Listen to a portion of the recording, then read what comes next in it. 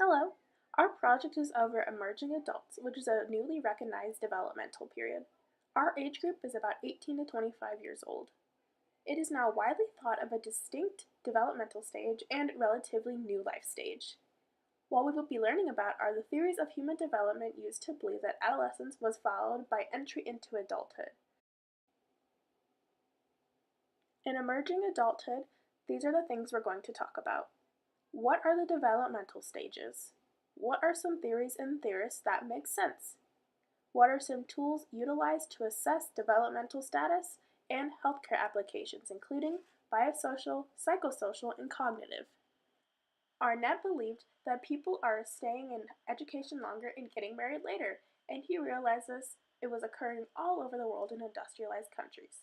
The reason why this is happening is because of socio-cultural and economic changes, including the economy is changing.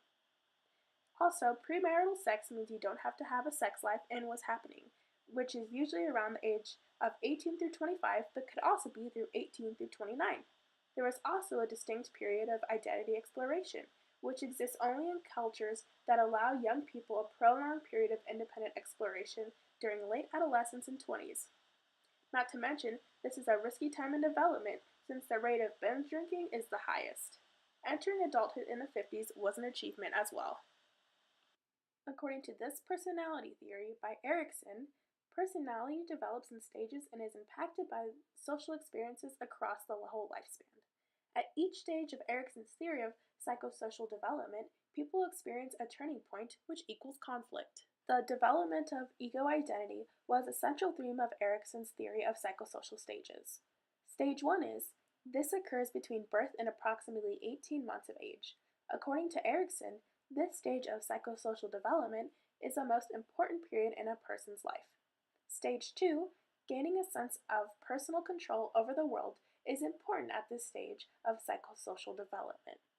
Stage 3 is during this stage of psychosocial development, children begin to assert their power and control over the world through directing play and other social interaction. Stage 4, at this stage of psychosocial development, children who are encouraged and commended by parents and teachers to develop a feeling of competence and belief in their skill. This stage covers the early school years from approximately age 5 to 11. 5. Those stage who receive proper encouragement and reinforcement through personal exploration will emerge from this stage with a strong sense of self and feeling of independence and control. Stage 6. Erikson believed success in this stage of psychosocial development leads to strong relationships. Stage 7. Those who are successfully during this stage will feel that they are contributing to the world by being active in their home and community. Finally, Stage 8 is successfully completing this phase means looking back with few regrets and a general feeling of satisfaction. Piaget thought the highest level of thinking was formal operational, which began in adolescence and continued throughout all of adult life. Some scientists thought he just didn't realize that more advanced cognition was possible. The developmental theory, according to our textbook, is defined as a group of ideas, assumptions, and generalizations that interpret and illuminate the thousands of observations that have been made about human growth. A developmental theory provides a framework for explaining the patterns and problems of development. In tools, we identify one individual within the chosen age group to assess with the tool. We compare expected findings with the actual findings. Expected findings in emerging adults are some higher level of education, maturity to behave and live independently, in some cultures married or engaged, and acting one's age. These are the factors of developmental status in the emerging adulthood stage of life. Actual findings are that most emerging adults, also called millennials now, have the lowest marriage and lowest teen pregnancy rates. According to CMO.com, 97% of 18-year-olds live in someone else's home, like a parent or guardians, while 90% of 34-year-olds live in their own homes. On the other hand, emerging adults are more educated than the generations before them. According to Forbes.com, millennials value emotion. They do not rely or interpret information solely based on rational thought. In conclusion, the actual findings show that emerging adults are more educated, but lack the independency from caregivers. They would like the freedom and independence, but cannot achieve it until a certain task, such as school, jobs, and life goals, are completed first. Furthermore, this can be said about marriage, children, and settling down. Most emerging adults feel they cannot achieve a family until they have reached their desired life and career goals. Emerging adults are the strongest, healthiest, riskiest, most stressed, and most sexually active age group.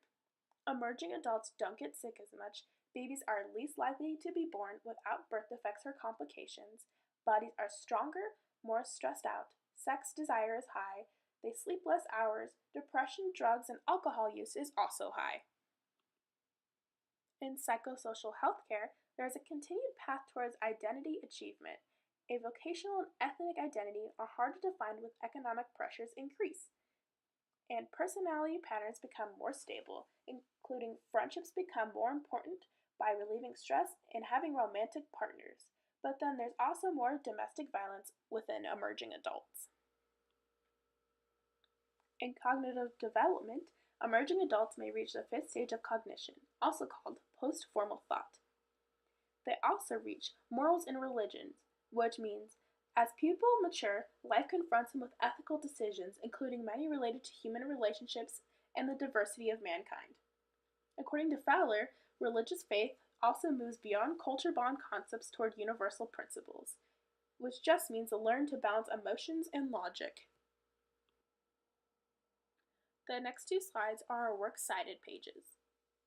Although we got most of our information from our textbook, The Developing Person Through the Lifespan, 10th edition, chapters 17, 18, and 19, we also use credited websites. Thank you!